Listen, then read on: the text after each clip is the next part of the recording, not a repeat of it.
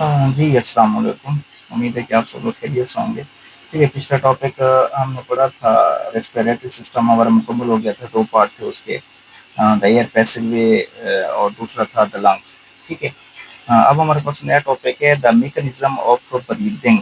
ठीक है, मतलब कि जो गैसेज़ का तबादला होता है उसका मैकेनिज़्म क्या है, कि कौन-कौन से प्रोसेस होते हैं जिसके ज़रिए हम मतलब कि साँस लेते हैं, हवा मतलब अंदर भी ले जाते हैं, फिर बाहर भी निकालते हैं।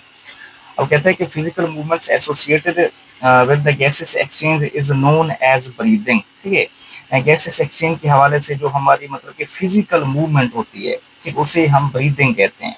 ठीक है।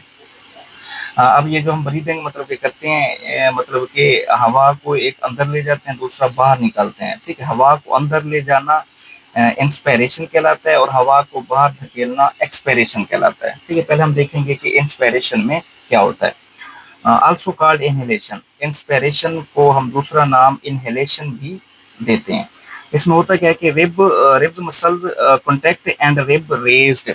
जो रिब के मसल्स होते हैं वो कॉन्टैक्ट करते हैं और रिब्स ऊपर की तरफ उठ जाती हैं, मीन कि इनका प्रेशर लंग्स पर से हट जाता है। उसके बाद क्या होता है कि dome shape diaphragm contact and lowered.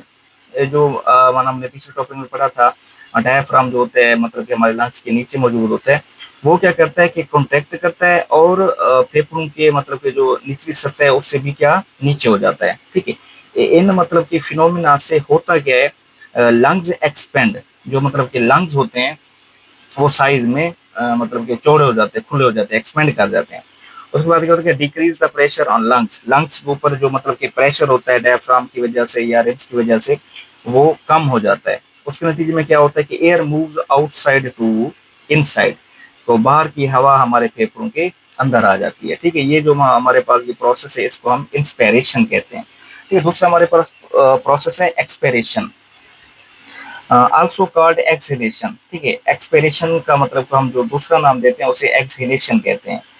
Rib muscles relax and come back to their original position. ठीक है, इसमें क्या होता है कि जो रिब मसल्स होते हैं वो रिलैक्स हो जाते हैं और दोबारा अपनी ओरिजिनल पोजीशन पे आ जाते हैं वापस। उसके बाद diaphragm muscle also relax and it gets its raised dome shape. जो डायफ्राम होता है वो भी रिलैक्स होता है और अपनी पहली वाली मतलब ऊपर उठी हुई हालत में आ जाता है। ठीक है, जिसे हम डोम शेप्ड कहते हैं। इसके नतीजे में होता क्या है कि लंग्स क्या करते हैं, कॉन्ट्रैक्ट करते हैं, सुकड़ते हैं। Increase the pressure on lungs. जो हमारे फेफड़े होते हैं उनमें प्रेशर क्या होता है, बढ़ जाता है। Air moves inside to outside. जो एयर होती है वो अंदर से बाहर की तरफ धकेल दी जाती है। ठीक है। आगे है कि हमारे पास जो नॉर्मल ब्रीथिंग रेट होता है, ठीक है, एक नॉर्मल इंसान में वो 16 से 20 मरतबा पर मिनट होता है। ठीक है, अगर हम कोई एक्सरसाइज करें या कोई भारी काम करें या फिर कोई वजन वाली चीज उठा लें, तो उस वक्त हमारा जो मतलब हार्ट बीट होती है या ब्रीथिंग कह लें ब्रीथिंग, उसका जो मतलब क्या होता है वो 30 या 40 मरतबा पर मिनट होता है। ठीक है, ये था हमारा आज का टॉपिक जो कि बिल्कुल आसान था। जिंदगी तो इंशाल्लाह नेक्स्ट टॉपिक